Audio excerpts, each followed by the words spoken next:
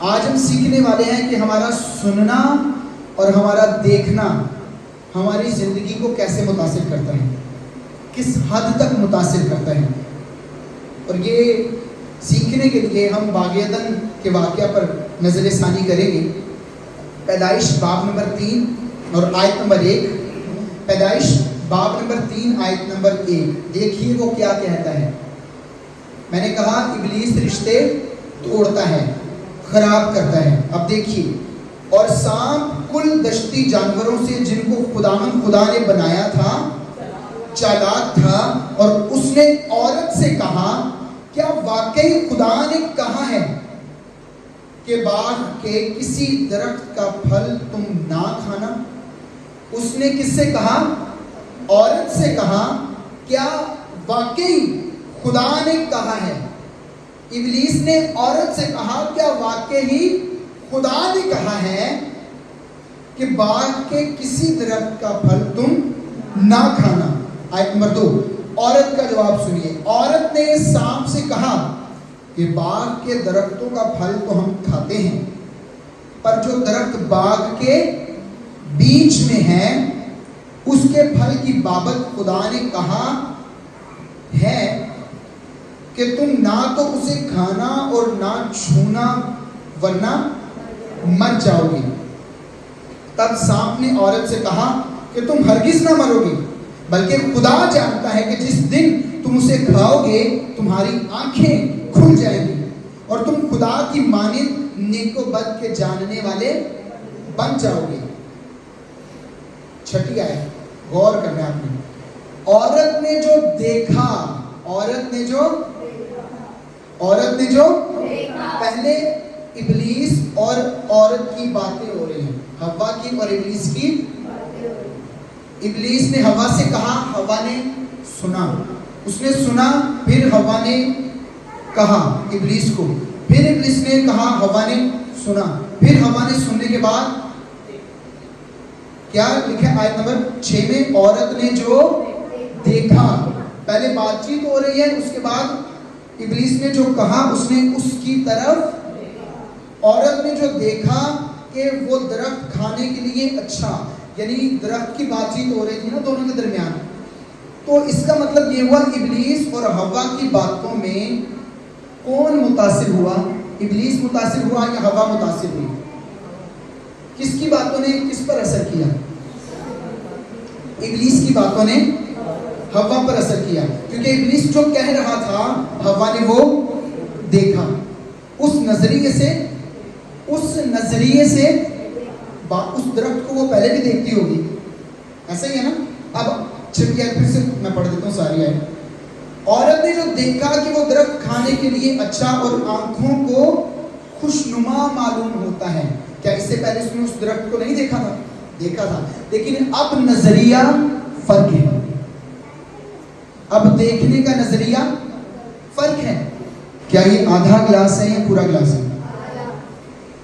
سبھی ذرا، کیا یہ آدھا گلاس ہے یا پورا گلاس ہے؟ اچھا، یہ گلاس آدھا ہے۔ اب نظریہ فرق کریں، گلاس اور پانی آدھا ہے۔ پانی جتنا ہے پانی تو اتنا ہی ہے نا، آپ کو کیسے پتہ پانی آدھا ہے؟ گلاس میں پانی آدھا ہے، گلاس میں پانی، کیونکہ گلاس تو پورا ہے نا، لیکن گلاس کے مطابق پانی آدھا ہے۔ پانی آدھا ہے یا پورا یہ نہیں ہمیں پتہ، کیونکہ ہمیں نہیں پتہ یہ کہاں سے لیا گیا، وہاں سے آدھا لیا گیا یا پورا لیا گیا، ایسے ہی ہے نا۔ تو گلاس کے اندر پانی، پہلے آپ نے کہا کیا آدھا ہے، یہ آپ کے دیکھنے کا نظریہ تھا، پھر نظریہ کیا ہوا؟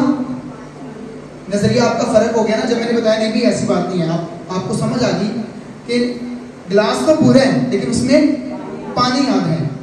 جیسے ہی آپ کا نظریہ فرق ہوا، آپ کی بات فرق ہو گئی، آپ نے کہا گلاس میں پانی، بات فرق ہو گئی نا۔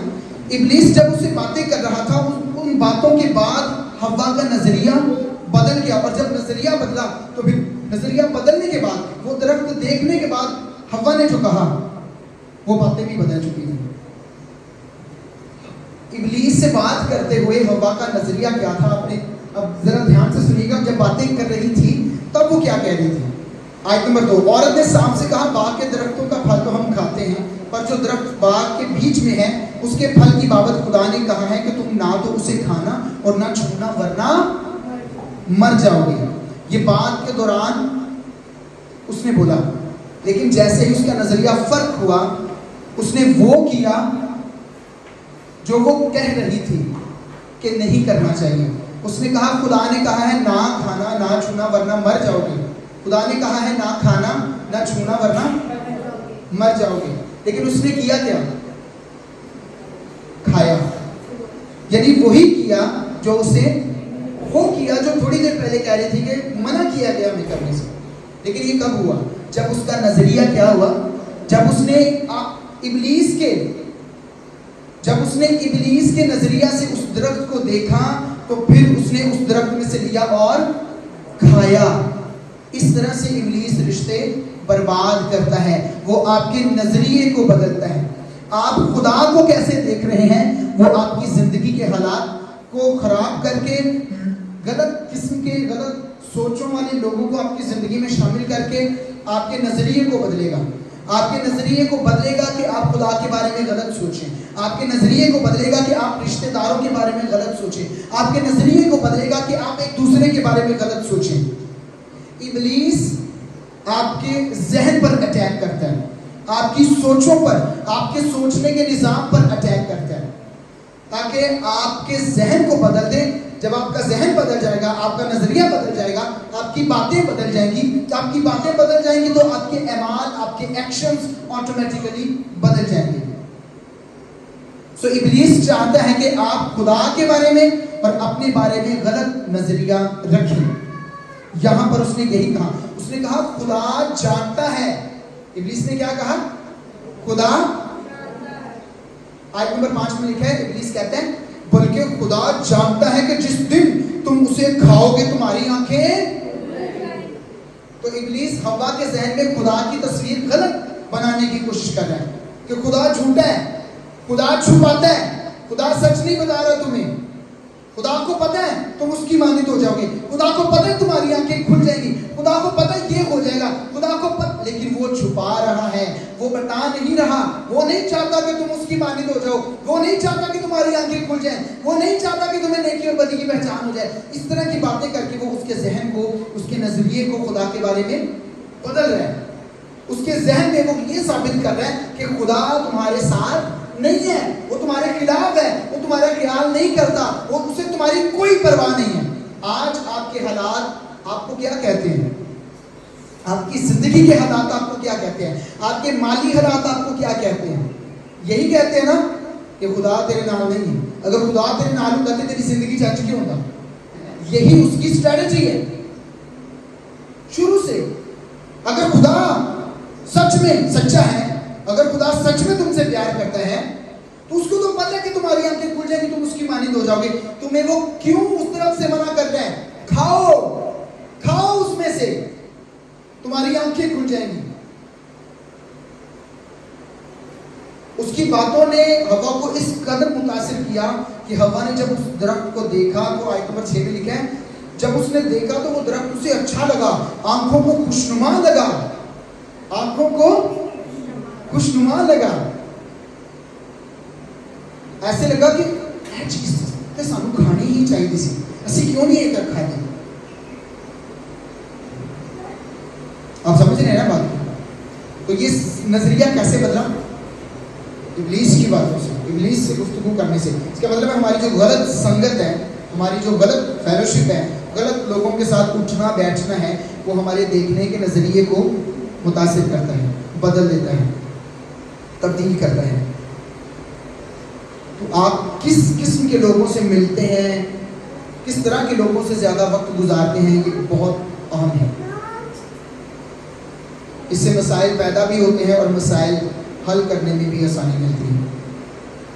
اوکے، دیکھیے میں نے آپ کو بتایا کہ ہمارا سننا اور ہمارا دیکھنا کتنا اہم ہے۔ جو بھی ہم سنتے اور دیکھتے ہیں اسی کی بنیاد پر ہم بات کرتے ہیں، ہم عمل کرتے ہیں۔ ابلیس نے، غور کریے گا، ابلیس نے ہوا کے عمل کو ایکشن کو کنٹرول کرنے کے لیے شروع کہاں سے کیا کام؟ بات کرنے سے. کہاں سے؟ کیا کرنے سے؟ اب پتہ چلا کہ کیوں یسوع مسیح کو خدا کا کلام کہا گیا ہے. یہ کلام، کلمہ، بات کتنی ضروری ہے. بات سے ہی بات بگڑ جاتی ہے اور بات سے ہی بات بن جاتی ہے. بات یہ ہے کہ وہ بات کس تناظر میں کی گئی ہے، اس کا نظریہ کیا ہے. ٹھیک ہے، بات سے ہی بات بگڑ بھی سکتی ہے اور بات سے ہی بات سلجھ بھی سکتی ہے. یہاں ابلیس نے بات کی اور باتوں میں بات بگڑ گئی. پھر کیا ہوا؟ یوحنا پہلا باب پہلی آیت کیا ہے؟ ابتدا میں کلام خدا کے، ایسے ہی ہے نا. چیپٹر پورا پڑھیں، آپ کو اس پورے چیپٹر کا کنکلوژن یہ نظر آتا ہے. پھر کلام مجسم ہوا. کلام، ہیلیلویا، خدا کے منہ کی بات، خدا کا کلام کیا ہوا؟ اس نے جسم لے لیا. آمین. خدا کے کلام نے کیا لے لیا؟ ابلیس نے بات چیت کی، ابلیس نے کلام کیا، ہم کلام ہوا ہوا کے ساتھ، تو وہ خدا سے جدا ہو گئے، ہوا اور آدم دونوں ہی. اب خدا سے دوبارہ ملاپ کے لیے خدا کا کلام مجسم ہوا ہے. آمین. ابلیس کے کلام نے آدم اور حوا کو خدا سے جدا کر دیا. خدا کے کلام نے ساری دنیا کو، بنی نوع انسان کو خدا سے ایک کر دیا. ہاللیلویا. یہ کلام یعنی بات کتنی اہم ہے. ہمارا سننا کتنا اہم ہے، کیونکہ سننے سے ایمان، سننے سے اور سننا مسیح کے. آمین. یعنی اگر آپ نے درست ایمان پیدا کرنا ہے تو کس کے کلام سے سننا ہے؟ مسیح کے کلام سے. اس کلام سے جس میں مسیح شامل ہے، جس کی بنیاد اور مرکز مسیح ہے. آمین. جس کلام یا پیغام میں مسیح نہیں، وہ کلام یا پیغام بیکار ہے، اس کو سننا بیکار ہے. اب آپ کو سمجھ آئی کلام یسوع کو کہنا کتنا ضروری ہے، کیوں کہا گیا، کتنی اہمیت کا حامل ہے یہ لفظ، یہ اصطلاح کہ مسیح خدا کا کلام ہے. کیونکہ کلام ہمارے ذہن، سوچوں پر، ہمارے اعمال پر اثر انداز ہوتا ہے، ہماری روح پر اثر انداز ہوتا ہے. بات. ہاللیلویا، ہاللیلویا.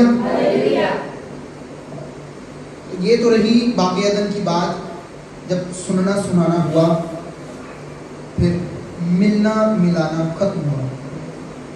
آدم حوا خدا سے جدا ہو گئے، ملنا ملانا ان کا ختم ہو گیا جب ابلیس سے بات چیت ہوئی. اب کیا ہوا؟ غور کریے گا، آخری چند نکات ہیں. آیت نمبر 6 پھر سے. عورت نے جو دیکھا کہ وہ درخت کھانے کے لیے اچھا اور آنکھوں کو خوشنما معلوم ہوتا ہے اور عقل بخشنے کے لیے خوب ہے. اس کا مطلب جو باتیں ابلیس نے اس کے ساتھ کی تھی وہ لاجیکل باتیں تھیں، یعنی ہوائی باتیں نہیں تھیں جن کی کوئی بنیاد ہی نہیں ہے. لاجیکل باتیں تھیں، کنونس کرنے والی باتیں تھیں، ایسی باتیں تھیں کہ جن کو جلدی جھٹلایا نہیں جا سکتا، جن کو جلدی پکڑا نہیں جا سکتا کہ یہ جھوٹ ہے، کہ یہ غلط ہے. وہ کچھ اس طرح سے اسے کنونس کر رہا تھا، اسے قائل کر رہا تھا کہ ہوا پہچان ہی نہ سکے. اچھا، اب ہوا نے کہا تھا کہ خدا نے کہا ہے باغ کے ہر درخت کا پھل کھانا، لیکن باغ کے بیچ میں جو درخت ہے اس کا پھل، لیکن خدا نے کہا کیا؟ آئیے اس پر غور کرتے ہیں. پیدائش 2:16 اور 17. اور خدا نے آدم کو حکم دیا اور کہا کہ تو باغ کے ہر درخت کا پھل بے روک ٹوک کھا سکتا ہے. کیسے کھا سکتا ہے؟ انگریزی میں ہے فریلی. کیسے کھا سکتا ہے؟ یہ خدا نے کہا کس کو؟ آدم کو. کیسے کھا سکتا ہے باغ کے ہر درخت کا پھل؟ فریلی کا مطلب کیا ہے؟ نو کنڈیشن، کوئی شرط، کوئی تقاضا نہیں ہے. ایسا نہیں ہے کہ ہر درخت میں سے کھانے کے لیے تو نے میرے لیے کچھ کرنا ہے، کوئی محنت کرنی ہے، کوئی کام کرنا ہے، کسی شرط پر پورا کرنا نہیں. فریلی. کیسے؟ فریلی، مفت میں تو نے کھانا ہے، بے روک ٹوک، کوئی روکن ٹوکن اللہ نہیں تھا، تو کھا. اور یہ خدا کے فضل کی تصویر ہے باغ عدن میں. کیونکہ فضل کا مطلب ہے کسی چیز کا آپ کو مفت دیا جانا جس کے آپ قابل نہیں ہے، لائق نہیں ہے، پھر بھی وہ آپ کو مفت میں بنا کسی کنڈیشن کے، بنا کسی شرط کے دے دی ہے. خدا نے مفت میں ان کو کہا کھاؤ پیو عیش. ہاللیلویا. سو یہاں پر خدا نے کہا بے روک ٹوک کھا سکتا ہے، لیکن ہوا نے جب ابلیس سے بات کی اس نے یہ نہیں کہا کہ خدا نے سانو کہا کہ بے روک ٹوک کھاؤ. ہوا نے کہا کہ خدا نے کہا ہے کہ تم باغ کے ہر درخت کا پھل کھا سکتے ہو. بے روک ٹوک لفظ اس نے استعمال نہیں کیا، یعنی خدا کے اس جو آزادی ان کو دی گئی تھی وہ اس کے ذہن سے جا چکی تھی. ہوا کے ذہن سے وہ آزادی، وہ فریڈم، وہ فریلی گیون گفٹس، فروٹس وہ جا چکے تھے. اور یہ کب ہوا؟ باتوں کے دوران ہی ہوا. باتوں کے دوران یہ ہوا. خدا نے کہا تھا بے روک ٹوک کھاؤ، لیکن ہوا اس کو بتا رہی ہے کہ خدا نے کہا ہر درخت کا پھل تم کھا سکتے ہو. اب آگے سنیے، ایک لفظ اس نے نکال دیا. ہوا نے کون سا لفظ نکالا؟ خدا نے کہا تھا بے روک ٹوک کھاؤ، لیکن ہوا نے یہ لفظ نکال دیا. اب آگے دیکھیے گا پھر ہوا نے کیا کہا. آیت نمبر 3 پڑھتے ہیں. دوسری بات جو اس نے کی، پر جو درخت باغ کے بیچ میں ہے اس کے پھل کی بابت خدا نے کہا ہے کہ تم نہ تو اسے کھانا اور نہ چھونا ورنہ مر جاؤ گے. اور نہ اب خدا نے کہا تھا کہ نہ کھانا نہ چھونا. خدا نے کیا کہا تھا یاد ہے؟ میں نے حوالہ پڑھا تھا آیت نمبر 17، باب نمبر 2 آیت نمبر 17 پیدائش. لیکن نیک و بد کی پہچان کے درخت کا کبھی نہ کھانا، کیونکہ جس روز تو نے اس میں سے کھایا تو مرا. تو چھونے کی بات یہاں پر لکھی، چھونے کی بات خدا نے کی نہیں کی، لیکن ہوا نے کی.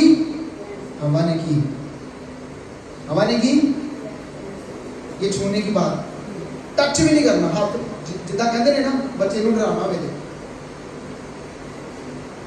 تو اس چیز کو ہاتھ بھی لایا نا، ہے نا. تو یہ وہ تصویر تھی ہوا کے ذہن میں خدا کے بارے میں. اور یہ کیسے بدل گئی؟ باتوں میں. دیکھا باتوں میں بات کہاں تک پہنچ گئی، حد سے نکل گئی. تو ہوا کیا؟ یہ اتنا ضروری کیوں ہے؟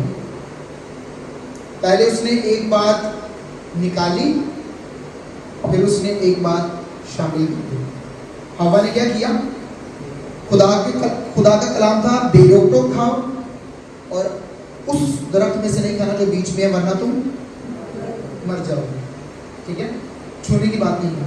اچھا، ہوا نے کیا کیا؟ باتوں کے دوران ابلیس سے جب وہ بات کر رہی تھی اس نے لفظ بے روک ٹوک نکال دیا اور چھونا لفظ شامل کر دیا، ایڈ کر دیا. اس کا مطلب اس نے کیا کیا؟ خدا کے کلام کے ساتھ کھیل دے، خدا کے کلام میں سے کچھ نکالا اور کچھ شامل کیا، جس وجہ سے وہ ابلیس کے جال میں پھنس گیا. ابلیس کے جال میں. اب یہی سیم پیٹرن ابلیس نے بیابان میں بھی استعمال کیا تھا. جلدی سے اس کو کور کرتا ہوں. جب یسوع مسیح کی آزمائش کر رہا تھا ابلیس، سیم پیٹرن ہے. اس نے خدا کے کلام میں کچھ شامل کیا اور کچھ نکالا تھا. کیا شامل کیا اس نے؟ یاد ہے جب وہ حوالے دے رہا تھا ابلیس، کلام میں لکھا ہے یہ، کلام میں لکھا ہے وہ. ہم کن باتوں پر توجہ کرتے ہیں؟ زیادہ دیر ہمارا ذہن کن باتوں پر مرکوز رہتا ہے؟ یہ بہت زیادہ ضروری ہے، بہت زیادہ، کیونکہ وہی چیز ہماری زندگی کو زیادہ تر متاثر کرتی ہے اور ہماری زندگی کو شیپ دیتی ہے، شکل دیتی ہے کہ ہماری زندگی کیسی ہوگی. اگر تو خدا کا اور اس پتھر سے کہیں تو اس پتھر سے کہیں. جب یسوع مسیح نے بپتسمہ لیا تھا اس وقت جانتے ہیں کیا ہوا؟ کسی کو یاد ہو؟ اس واقعہ سے پہلے، آزمائش سے پہلے یسوع مسیح نے پانی کا بپتسمہ لیا تھا. اور جب پانی کا بپتسمہ لے کر وہ اوپر آیا تو کیا ہوا؟ ابلیس نے کیا کہا؟ اگر تو اس پتھر سے کہہ کے یہ یاد رہے گا آپ کو؟ ٹھیک ہے. اب باب نمبر 3 لوکا کا ہی باب نمبر 3 آیت نمبر 21-22 یہ 2 آیات میں پڑھتا ہوں. جب لوگوں نے بپتسمہ لیا اور یسوع بھی بپتسمہ پا کر دعا کر رہا تھا. کیا کر رہا تھا؟ بپتسمہ پا کر दुआ कर रहा था तो ऐसा हुआ कि आसमान खुल गया, आसमान और रूह कुद्स जिस्मानी सूरत में कबूतर की मानिंद उस पर नाजिल हुआ और आसमान से आवाज आई कि तू मेरा आसमान से आवाज आई यीशु के बारे में कि तू मेरा, तुझसे मैं अब इस बात का उस बात से मुआवजा करें जो इब्लीस ने कही थी यीशु। यहाँ खुदा बाप यीशु को कह रहा है कि तू मेरा, अब इसी बात को इब्लीस कैसे कोट कर रहा है बताइए मुझे, क्या शामिल किया और क्या निकाल दिया? लफ्ज प्यारा और निकाल दिया, ऐड क्या किया? अगर लफ्ज उसने शामिल कर दिया और उस बयान को, उस फैक्ट को, उस हकीकत, उस सच्चाई को जो खुदा ने कही थी शक पर मबनी बयान बना दिया।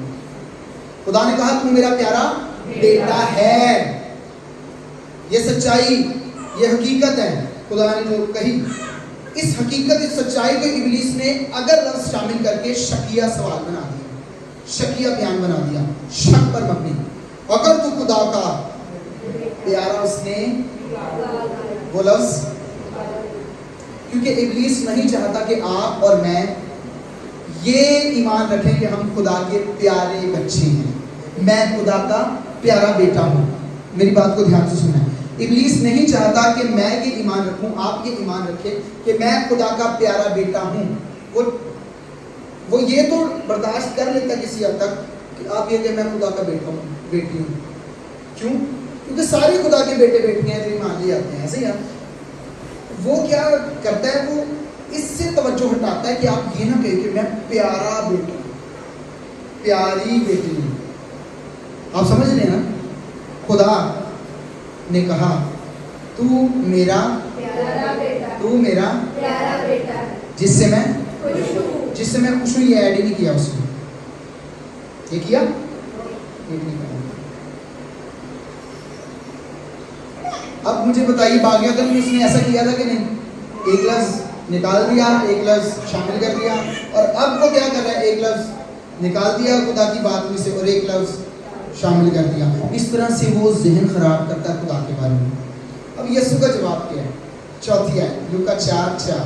यीशु ने उसको जवाब दिया, यीशु ने पल्ले नहीं देता कि मैं खुदा हूं, मैं खुद से कुछ कहने लगा हूं। नहीं, यीशु ने कहा लिखा है। क्या कहा? यीशु ने क्या कहा? लिखा है कि आदमी सिर्फ रोटी ही से जीता ना रहेगा। आमीन, आमीन। यही बात है जब मरकुस कोट करता है, या मत्ती में या मरकुस में जहां कोट किया गया है वहां पर साथ ये भी लिखा है बल्कि हर उस बात से जो खुदा के मुंह से निकलती है। आदमी सिर्फ रोटी ही से जीता ना रहेगा बल्कि हर उस बात से जो खुदा के, यानी हमारी जिंदगी खुदा के मुंह से निकली हुई बातें हैं। आमीन, आमीन। खुदा का कलाम हमारी जिंदगी है। सो हम जो सुनते हैं, जो हम देखते हैं, वो अहम है। हमारा सुनना हमारे देखने के नजरिए पर असरअंदाज होता है।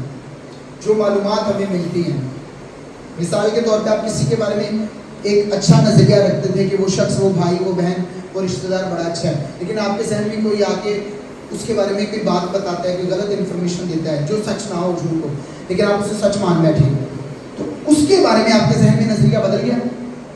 फिर आप ऐसे ही इधर उधर की बातें जोड़ेंगे। आहो उन्हें उदो भी अच्छा हो, वो गालता भी है, मतलब सी ऐसा होता है ना। फिर हमारा जहन चीज़ों को जोड़ना शुरू करता है जिनका हकीकत के साथ कोई ताल्लुक नहीं होता। इसलिए हम जो सुनते हैं उसकी तहकीक व तफ्तीश किया करें, चाहे वो खुदा का कलाम हो या चाहे आपके रिश्तों की बातें हो। जो कोई कह दे उसका फौरन यकीन ना करें, उसकी तहकीक व तफ्तीश करें। और जब बात खुदा के कलाम की आए तब तो पौलुस कहता है जान फशानी करो। आमीन। कहता है जान फशानी करो, मुखालिफ से ना लगो, जान فشانی کرو, یہ جان فشانی کا معاملہ ہے. بائبل کا مطالعہ کرنا, بائبل کو سیکھنا سکھانا,